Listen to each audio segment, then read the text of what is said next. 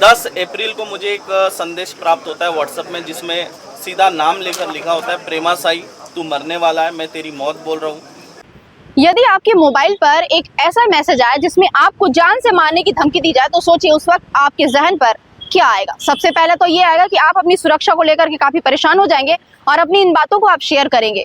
तो ऐसा ही कुछ मामला आया है छत्तीसगढ़ के मां मातंगी धाम से, जहां के पीठाधीश्वर डॉक्टर प्रेम साई महाराज को उनके मोबाइल के व्हाट्सएप पर जान से मारने की धमकी दी गई है। आपको बता दें कि लगातार वो कह रहे हैं कि लगातार कई बार से उन्हें ये धमकियां दी गई हैं, लेकिन हर बार वो इसे इग्नोर कर जाते हैं। लेकिन इस बार उन्होंने इस बातों को मीडिया के साथ में साझा किया और इसके साथ ही साथ उन्होंने पुलिस के पास जाकर के इसकी शिकायत भी की और पुलिस से इसकी सुरक्षा की मांग भी की है। तो कहीं ना कहीं इनका कहना है कि वो अपने परिवार के साथ एक निजी दौरे पर थे और उस दौरान उनके मोबाइल पर एक मैसेज आता है जिसमें ये लिखा गया, उनका नाम लेकर लिखा गया है कि तुमको जान से मार दिया जाएगा और साथ ही साथ तुम्हारे परिवार को भी जान से मार दिया जाएगा। जैसे ही ये मैसेज उनको मिलता है तो कहीं ना कहीं आदमी, एक आम आदमी भी अपनी सुरक्षा को लेकर काफी परेशान हो जाता है। और यही परेशानी को लेकर के डॉक्टर प्रेम साई महाराज भी अपनी परेशानी मीडिया के साथ में साझा की है। आइए सुनते हैं क्या कुछ कहा है डॉक्टर प्रेम साई महाराज ने। मुझे एक धमकी भरा संदेश प्राप्त हुआ है व्हाट्सएप के माध्यम से। मैं 29 तारीख को परिवार के साथ निजी यात्रा पे था केरल के। 29 तारीख को अबनपुर से केरल के लिए रवाना हुआ था। उसी दौरान 10 अप्रैल को मुझे एक संदेश प्राप्त होता है व्हाट्सएप में, जिसमें सीधा नाम लेकर लिखा होता है, प्रेमा साई तू मरने वाला है, मैं तेरी मौत बोल रहा हूँ, मैं तुझे मारूंगा, तेरे परिवार सहित तुझे ख़त्म कर दूंगा। इस तरह की धमकी थी। और यहाँ तक ये भी उसमें लिखा हुआ है कि तू पुलिस के पास जा या अपने किसी बाप के पास चला जा, तुझे कोई नहीं बचा सकता। मतलब जो धमकी दे रहा था वो पुलिस से भी नहीं डरता, इस तरह की धमकी थी। और इसके पहले भी मुझे कई बार धमकियाँ मिलती और आए दिन धमकी मिलते रहती है।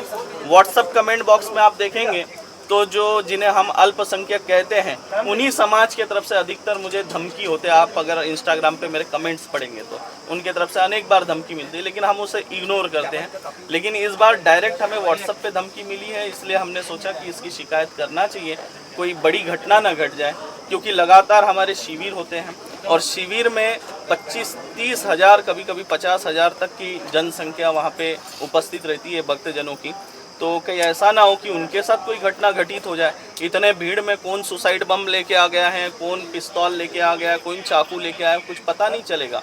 तो इसलिए आगामी मेरे शिविर है, लगातार भिंड मुरैना में भी मेरे शिविर है, तो ऐसी कोई घटना घटित ना हो। सरकार से सुरक्षा की मांग करेंगे? सरकार ने तो मदद की है।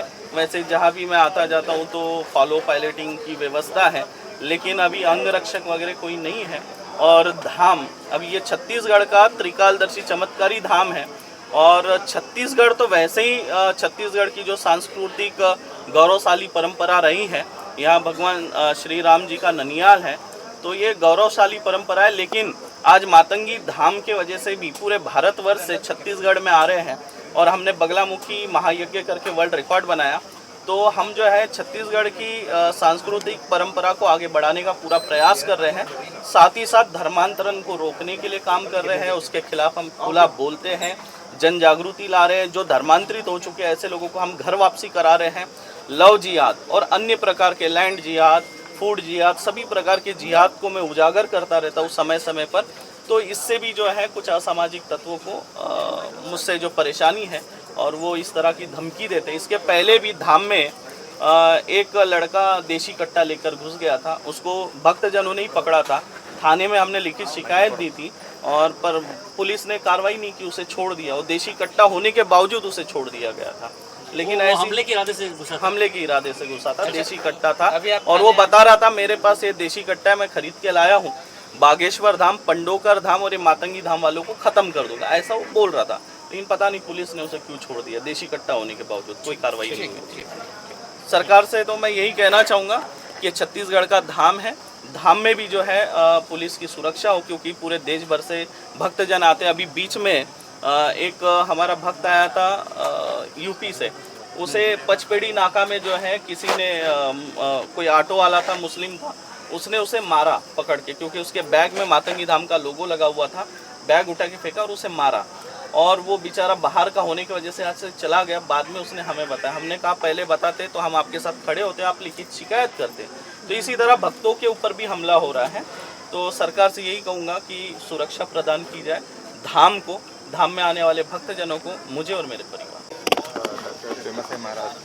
द्वारा एक शिकायत की गई है, जिसको उन्होंने बताया है कि जब वो केरल के दौरे पे थे तो एक व्हाट्सएप मैसेज आया है जिसमें उन्हें धमकी दिया गया है जान से मारने के संबंध में। इसी के संबंध में उन्होंने एक ज्ञापन दिया है और उस पर जो भी है वो साइबर के माध्यम से पता करेंगे कि किस मोबाइल से कब कैसे है ना उनको धमकी मिली है, वो जांच का विषय है। कब की घटना है ये, कब धमकी मिली थी?